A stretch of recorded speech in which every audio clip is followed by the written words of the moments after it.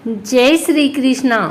आइए सुनते हैं अश्विन मास अमावस्या के दिन पीपल देव की यह कथा। एक बूढ़ा ब्राह्मण था। वह हर रोज पीपल को जल से सींचता था।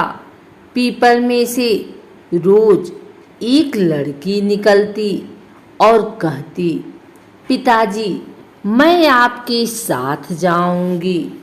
यह सुनते सुनते बूढ़ा दिन ब दिन कमजोर होने लगा। बुढ़िया ने पूछा कि क्या बात है।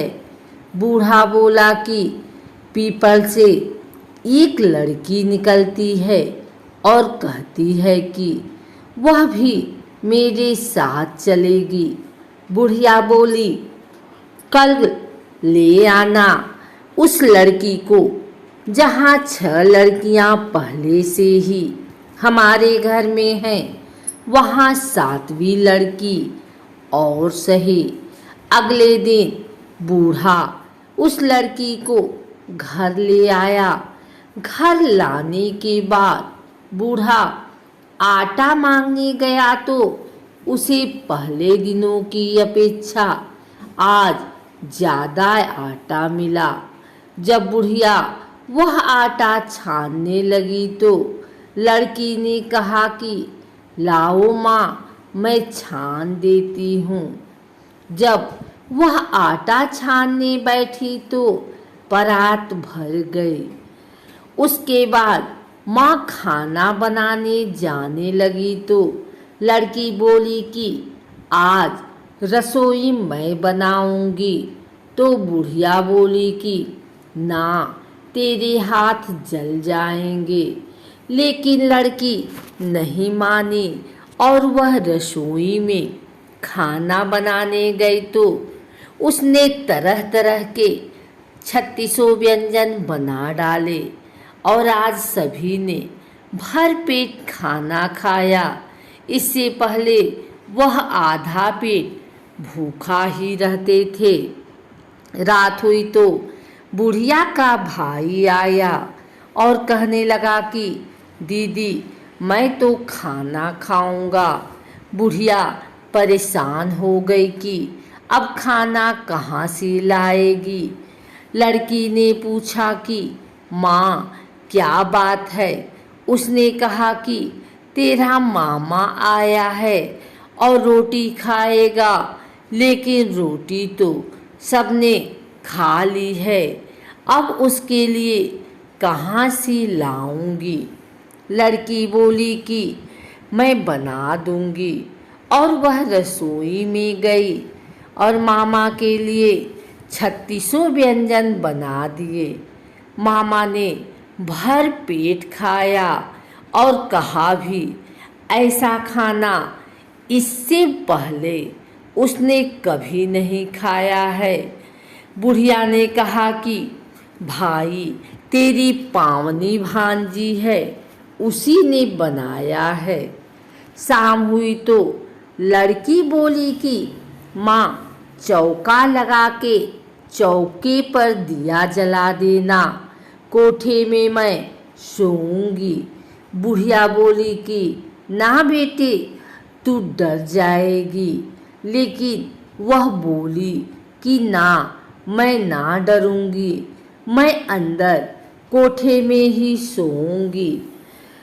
वह कोठे में ही जाकर सो गई। आधी रात को लड़की उठी और चारों ओर आँख मारी तो धन ही धन हो गया। वह बाहर जाने लगी तो एक बूढ़ा ब्राह्मण सो रहा था। उसने देखा तो कहा कि बेटी तू कहाँ चली। लड़की बोली कि मैं तो दरिद्रता दूर करने आई थी। अगर तुम्हें दूर करवानी है तो करवा लो। उसने बूढ़े के घर में भी आँख से देखा तो चारों ओर धन ही धन हो गया। सुबह सवेरे सब उठे तो लड़की को न पाकर उसे ढूंढने लगे कि पावनी बेटी कहाँ चली गई? बूढ़ा ब्राह्मण बोला कि वह तो लक्ष्मी माता थी, जो तुम्हारे साथ मेरी दरिद्रता भी दूर कर गई। हे लक्ष्मी माता, जैसे आपने उनकी दरिद्रता दूर की, वैसे ही सबकी करना। पीपल देवताओं का साकार रूप है। पीपल को जल चढ़ाने से देवता सकारात्मक ऊर्जा बढ़ाते हैं। पीपल में प्राण वायु बढ़ती है एवं प्रदूषण समाप्त होता है, जो एक दैविक कर्म है। पीपल पेड़ों में सबसे श्रेष्ठ माना जाता है। यहाँ तक कि भगवान श्री कृष्ण ने गीता में सभी वृक्षों में अपने आप को पीपल का वृक्ष बताया है। साक्षात भगवान विष्णु अथवा भगवान कृष्ण का ही स्वरूप है। अगर आप भी पीपल के पेड़ में दिया जलाते हैं अथवा पीपल की पूजा करते हैं तो भगवान नारायण की कृपा से आप पर अवश्य बनी रहेगी पीपल की कृपा। लेकिन आपको इतना जरूर पता होना चाहिए कि पीपल के पेड़ की कितनी परिक्रमा करनी चाहिए। पीपल पर जल चढ़ाते समय कौन सा मंत्र बोलना चाहिए, पीपल की पूजा सुबह कितने बजे करनी चाहिए इत्यादि पीपल के पेड़ से जुड़ी धार्मिक एवं रहस्यमयी जानकारी हम आपको प्रदान करते हैं। आइए सबसे पहले जानते हैं पीपल की पूजा का महत्व एवं पीपल की पूजा के फायदे। उसके बाद हम जानेंगे कि पीपल के पेड़ की कितनी परिक्रमा करनी चाहिए। हिंदू धर्म में पीपल को साक्षात भगवान नारायण का ही स्वरूप बताया गया है। पीपल की पूजा करने का प्राचीन काल से विशिष्ट महत्व रहा है। पीपल की पूजा करने मात्र से भगवान नारायण एवं महालक्ष्मी की पूजा की जाती है। अक्सर लोग अमावस्या एवं पूर्णिमा के दिन पीपल की पूजा करते हैं। पीपल ही एक ऐसा अद्वितीय वृक्ष है जिसके नीचे गौतम बुद्ध से लेकर के विभिन्न ऋषि मुनियों ने अखंड ज्ञान प्राप्त किया है। पीपल के वृक्ष को देखकर हैरान होते हैं, क्योंकि पीपल का ही एकमात्र ऐसा वृक्ष है जो 24 घंटे ऑक्सीजन छोड़ता है। आइए जानते हैं पीपल की पूजा के फायदे। पीपल भगवान नारायण का स्वरूप है। पीपल में ही माँ लक्ष्मी का भी वास माना जाता है।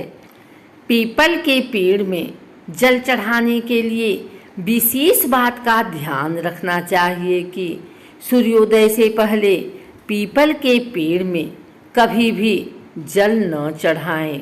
सूर्योदय से पहले पीपल का पेड़ देखना भी नहीं चाहिए और ना ही पीपल के पेड़ के पास जाना चाहिए। जब सूरज उग जाता है उसके बाद ही पीपल के पेड़ में जल चढ़ाना चाहिए। ऐसा शास्त्रों में उल्लेख पाया जाता है। सूर्योदय से पहले पीपल के पेड़ के पास जाने से अथवा पीपल के पेड़ की पूजा करने से, पीपल के पेड़ में जल चढ़ाने से, पीपल के पेड़ की परिक्रमा करने से घर में दारिद्र्य आता है। अतः सूर्योदय के बाद ही पीपल के पेड़ में जल चढ़ाना चाहिए।